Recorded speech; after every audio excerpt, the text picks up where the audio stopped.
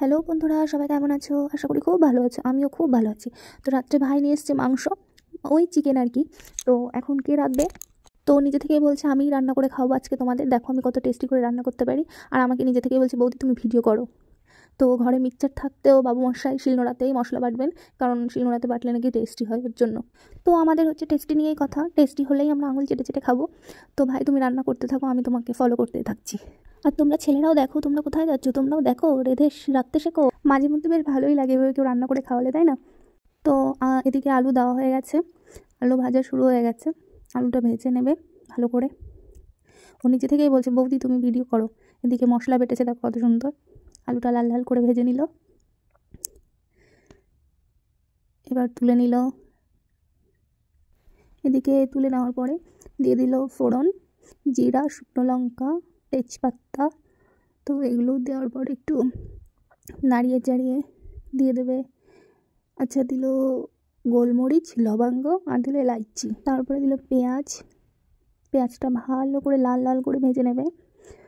আর একটা জিনিস, ভাজতে ভাজতে কড়াইতে নাড়তে থাকবে আর বলবে বৌদি কতক্ষণ লাগবে, কত টাইম লাগবে বাবা, একটু তো সময় লাগবেই না।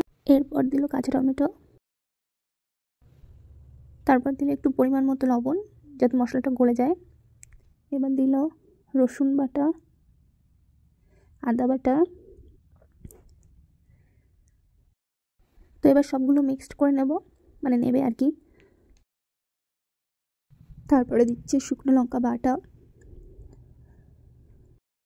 আবার মিক্সড করব, সুন্দরভাবে কষিয়ে নিতে হবে এবার মশলাটা। তারপরে দিচ্ছে ধনিয়া, গরম মশলা বাটা। তো এবার মশলাটাকে সুন্দরভাবে কষাতে হবে, নাড়িয়েই যেতে হবে যতক্ষণ না মশলাটা নিচে থেকে বলবে আমাকে ছেড়ে দে, আমি প্রায় হয়ে গেছি, আমাকে ছেড়ে দে বাবা। তারপর মশলা থেকে তেল বেরিয়ে গেলেই মশলায় দিয়ে দিতে হবে চিকেন। তো এখন ভাই সেটাই করছে, চিকেন দিয়ে দিচ্ছে মশলায়। এবার সুন্দর করে সেটা কষাবে আর কি। তো দেখতে থাকো তোমরা। চিকেনটা কড়াইতে দিয়ে দেওয়ার পরেও আমার ভাইয়ের জিজ্ঞাসা আর কি, যে বৌদি কতক্ষণ সময় লাগবে, কত টাইম লাগবে, কতক্ষণ ধরে কষাতে হবে, বাবা রাঁধুনি তুমি, আমি নয়। তো আমি আবার একটু মাতব্বরি করছিলাম আর কি, ফ্লেমটা কমিয়ে দিচ্ছিলাম, কারণ ছেলে মানুষ তো সব কিছু বুঝে উঠে পারে না, কত দিকে সামলাবে।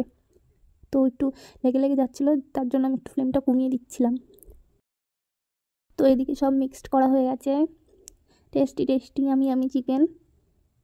বাহ, সুন্দর হয়েছে।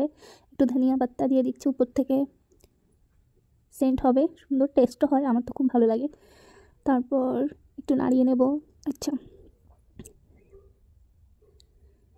ওয়াও, টেস্টি ইয়ামি চিকেন আমাদের রেডি হয়ে গেছে। এবার শুধু খাওয়ার টাইম। এখানে সামান্য একটু টেস্ট বাড়ানোর জন্য দিয়ে দিচ্ছে সানরাইজের মিট মশলা। কে কে খাবে, দারুণ দারুণ, চলে আসো ইয়ামি চিকেন, দারুণ হয়েছিল, দারুণ।